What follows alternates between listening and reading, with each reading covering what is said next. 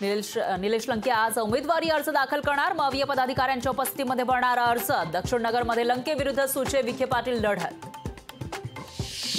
विशाल पाटील यांची माघार नाहीच। सांगलीतून अपक्ष लढण्यावर पाटील ठाम। सांगलीमध्ये होणार तिरंगी लढत।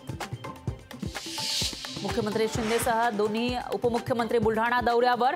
खामगावमध्ये महायुतीच्या उमेदवारांसाठी घेणार प्रचार सभा। सपाचे अबू आझमी राष्ट्रवादीमध्ये प्रवेश करण्याची शक्यता। अजित पवारांच्या राष्ट्रवादीमध्ये अबू आझमींच्या प्रवेशाची शक्यता। प्रफुल्ल पटेल यांच्यासोबत प्राथमिक चर्चा झाल्याची माहिती। महाराष्ट्र काँग्रेसकडून स्टार प्रचारकांची यादी जाहीर। यादीमध्ये काँग्रेसच्या मोठ्या नेत्यांचा समावेश। राहुल गांधी, मल्लिकार्जुन खरगे, नाना पटोलेंसह 40 जणांचा समावेश। काँग्रेसचा उमेदवारी अर्ज बाद झाल्याने सुरतचे भाजप उमेदवार मुकेश दलाल बिनविरोध विजय, तर पराभवाच्या भीतीने मॅच फिक्सिंग केल्याचा काँग्रेसचा आरोप।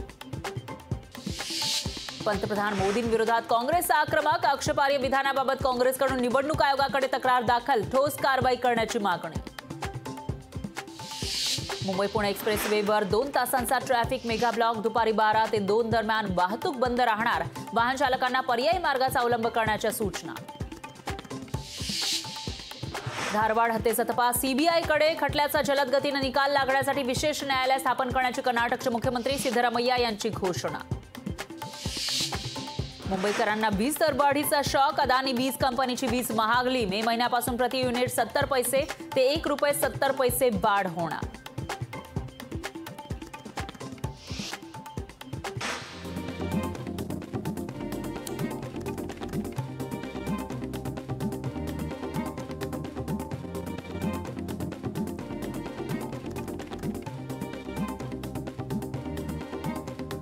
रवींद्र वायकरांची मुख्यमंत्र्यांची रात्री उशिरा भेट। उत्तर पश्चिम मुंबईसाठी रवींद्र वायकर यांच्या नावाची चर्चा। वायकर यांनी मुख्यमंत्र्यांची भेट घेतल्याने उमेदवारी निश्चित होण्याचे संकेत।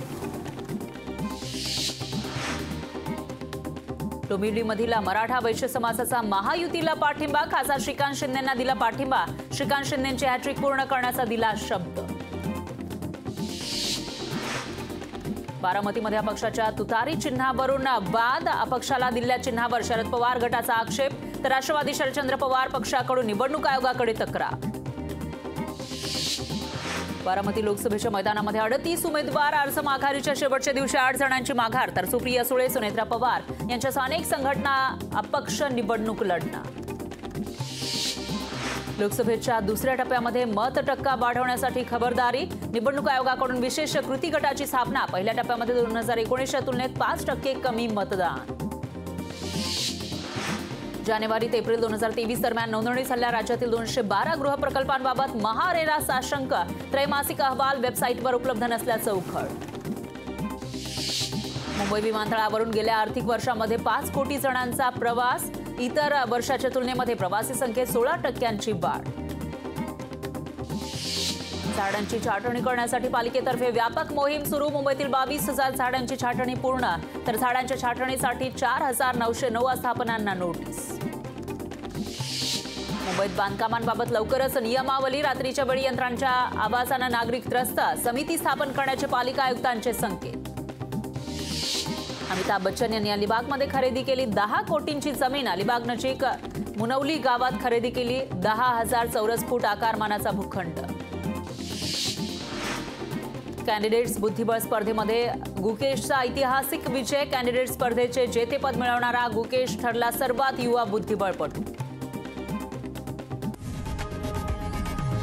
लोकशाही मराठी ऐका, पहा, जागरूक रहा।